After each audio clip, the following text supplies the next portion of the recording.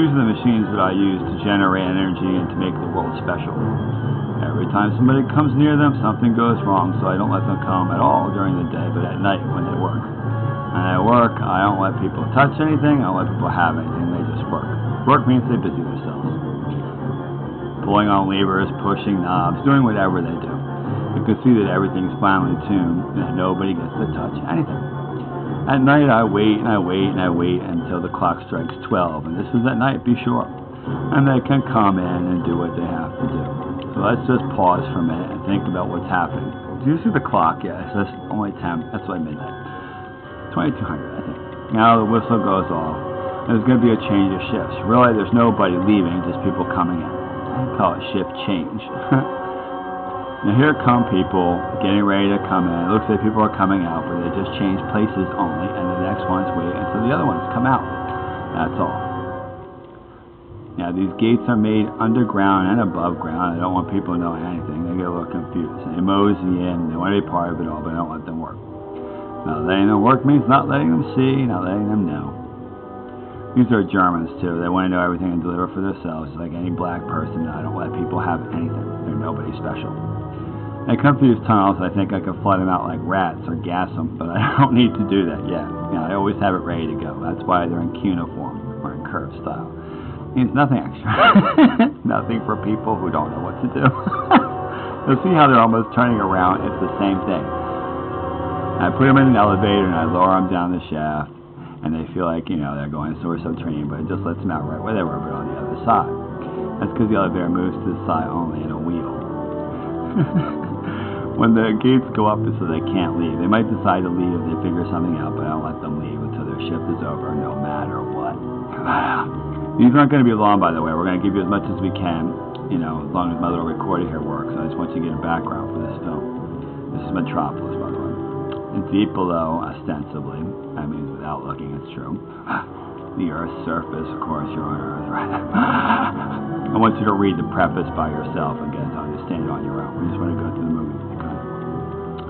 These workers are not vigilant and they're not smart, and I don't want to touch anything because I already have everything done. I move it with my mind, and they just come to see.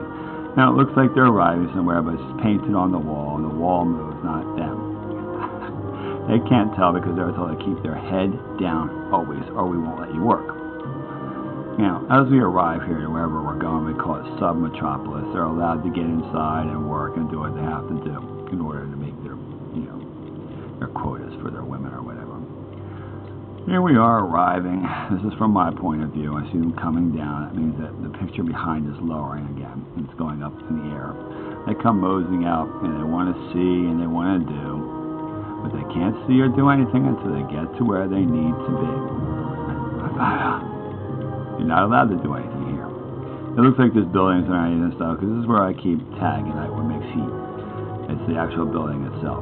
When I show them this is what it is that you're making, they can see that much, but they don't know what it is.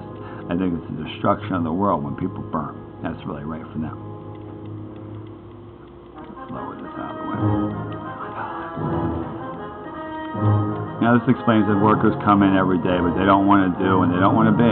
That's fine. They don't have to be with me. It's shaped like a Christmas tree for a reason. I think everything's a gift. We want to keep talking because we don't want a lot of tape wasted with the explanation. Now this is pre-pro-per, we tell people, where people work out, where they discuss each other, where they have theirs. And there's a leader there, his name is Joseph. And Joseph is somebody that I don't want around for being snotty about everything. He has games, he holds the tickets, he holds the prizes, and he holds the men. And everything is his because his father left it to him. But there's nothing there, really. You win nothing, you are nothing. They think that they're running around in a great big acropolis like in Greece, but there's nothing there, really. They don't need to know anything. They just need to be happy, and happy they are. If you looked at where they are, they just in a tunnel underneath. This stuff doesn't seem to be very giving, but neither are they. They have nothing to give, and I wind up having to work too hard to make what I am with them. This is like a heaven. We call it Bowel Garden. Bowel Garden is where women get to play when they're doing what they do. I call it bowel because that's what they are, bowels with eyes. And this is Joseph's father. He's a ringleader. And he's somebody who doesn't want people, or Franz Schubert, that's really who that is, and they don't want people thinking about it too much. I cough because all the smoke in the air here, they're redoing the roof. Excuses, I know. As a maitre d', she'll tell you where your table is and where you're going to be eating, because women, they love to eat, and that's all I do. I make them show off their costumes. They're simply silly. And then they go when they do what they do. Just eat only. He wants to orchestrate their lives, make them more beautiful like any homosexual person of those predilections, but we don't care. We don't want to know her, and I don't care what she thinks. She's a man given to ruse, given to barbary, given to nothing. He tells people she's beautiful anyway. She is beautiful like art is beautiful, I know. And from being one-dimensional, from being larger than life. They have their appeal, but it's like a dead person, you know? Already given. He's powdering her and puffering up and getting her ready for what he calls her delicate. The part that she chooses for herself to be gentle and dainty.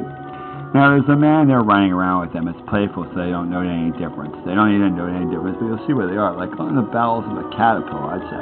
Looks like a big old crab or something, like spider on top, but you can't see it all. It's a caterpillar, fine. You leave it at that. Is there any part that you see on your own? You can always see that yourself. We want to explain what's happening here. It's silent, and you need the help more than anyone. Now, this woman's exclaiming this guy's name. You would say his name like Petter, because she wants to know where he is. That means he'll do anything you ask. That's why I'm in trouble, like a pederast, right? I don't know. That's why I'm in trouble. No longer, they don't do it to please you. They do it to please others. That's what the word means. A pederast pleases others only. Now, you'll ignore my little sound. They meet one day in a Trojan garden. It means where everything's controlled, and he thinks that he loves her. I always tell people, it's what's available to you, less frights, and that's pretty much what's here. Right? There's one more thing, it's called ganglia. We might make you stick with people anyway. Now a door opens and somebody comes through. She's not a virgin yet. I thought her the most beautiful thing ever, in any Jewish sense or otherwise. I thought she was so beautiful. I know. But the thing is that she's poor here, and it bothers me, too. I told you, I don't know why I don't remember her being poor, but she is the leader of poor children here, and that is stink. Anyway, in God's view, he tells you she doesn't leave stink, she leaves their odor, the problems that come with them. You can't just have one, she wants to teach you about odor. He thought, no, she is in the film, she is very beautiful. I would be hard-pressed to make her nicer, and so would you. It's like a matter of languages and words on paper, right? You'd be hard-pressed to make it better thought. Okay, fine, okay. Now here she is, and she's not good, but he sees her for the first time, and she thinks that she is everything too, but the stink isn't there. They haven't married him.